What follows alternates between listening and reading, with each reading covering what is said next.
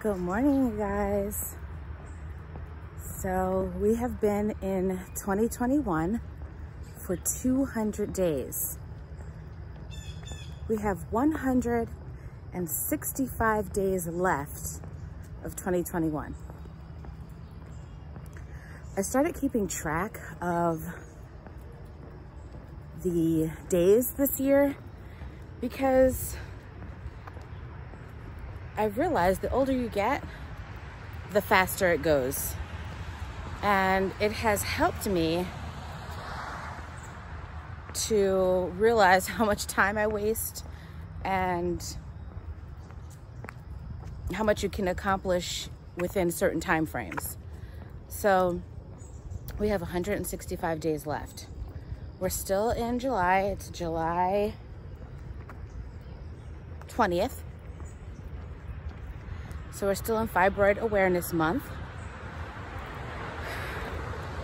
So I just wanted to talk a little bit about that and some of the symptoms and consequences of fibroids. It could cause blood clots, low sex drive, spotting, mood swings, depression, hair shedding, or even overgrowth of hair. So you might see women with like hair on their chin or a mustache. They have hair like on their stomach.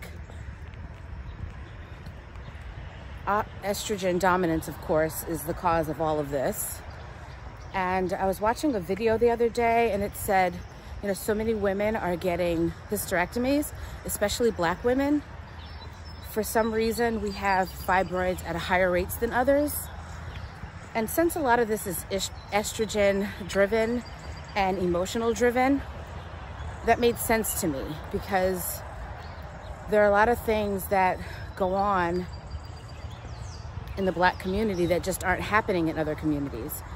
And that could account for the higher rate of fibroids, along with diet, of course.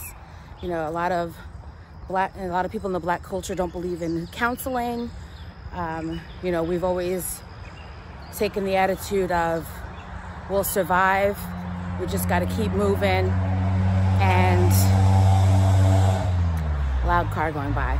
We take the attitude of we have to survive, we just got to keep moving, we have to do what we have to do, and we don't really take time to process our emotions.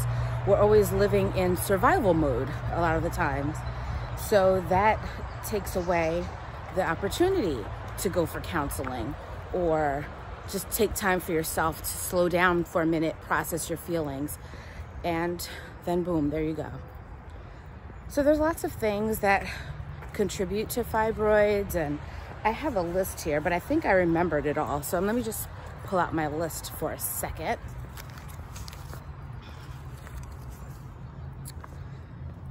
So foods we eat, and back to the hysterectomy. I was watching a documentary or a YouTube channel on fibroids, and it said that hysterectomies don't solve the problem. They just take care of one of the symptoms of your overall issue. So removing your uterus and your reproductive parts is not curing you. It may be removing the fibroids, but it's not curing the issue that started the fibroids in the first place. So you're going to continue to have issues in other areas, and they're going to show up in other areas of your life, in your body, if you don't cure the underlying issue. So that's one of the reasons why I decided not to have a hysterectomy, although I am having a lot of the issues, the hair shedding, the mood swings, cramps every once in a while, and spotting. What other things? I think that's it for me. So when you have those things, oh, and I did have high blood pressure at one point, also a sign of fibroids, blood clots, which I've suffered from in the past, insomnia, which I've suffered from in the past, low sex drive. So all of those things, and then it puts you at a higher risk for cancer. Which I've had a cancer scare in the past. So I just have a lot of the issues that come along with it. which is why I'm out here walking at 6 a.m. with Ron. He's over there. We got up at 5:40. We got up yesterday as well. And we're going to make this part of our daily routine together. As you know, we usually walk separately. He walks his walk, and while he's at work, he's getting tons of mileage in, and I do my walks by myself. But we're trying a new thing, doing it together in the mornings. And it was nice. Yesterday it was hard to get up, but once we got it done, it was nice because we got so many miles in the morning. Then I went home, did my oil pulling, made my tea, started work, and then I didn't have to do this after work. It was nice. Although it felt a little weird after work. I was like, now what do I do? But it was nice. I don't have to rush around after work, making juice, still getting my walk in because it was all done already. So it's nice to get out in the morning and walk. Plus, there aren't a lot of people out here. It's cooler.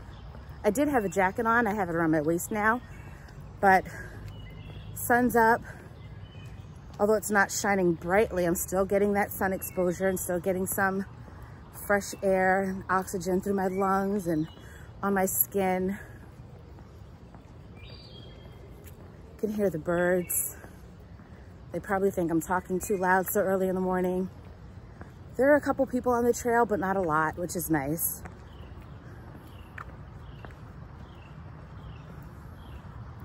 So think about what you're going to do at your last 165 days of 2021. Did you have a resolution that you haven't started, or that you're slowed down on, or that you aren't where you thought you'd be by now?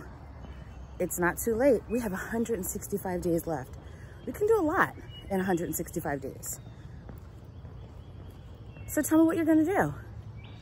Any changes you're gonna make, anything you have to tweak, anything you wanna start. You know, you don't have to wait until Monday or January 1st or your birthday or Easter, I don't know. You don't have to wait to start something. We can start it every day. Every day is an opportunity to wake up and say, you know what? I'm gonna get my life together. I'm gonna do something different. I'm gonna try something. I'm gonna see what works. Get out and see what works. All right, you guys, have a great day.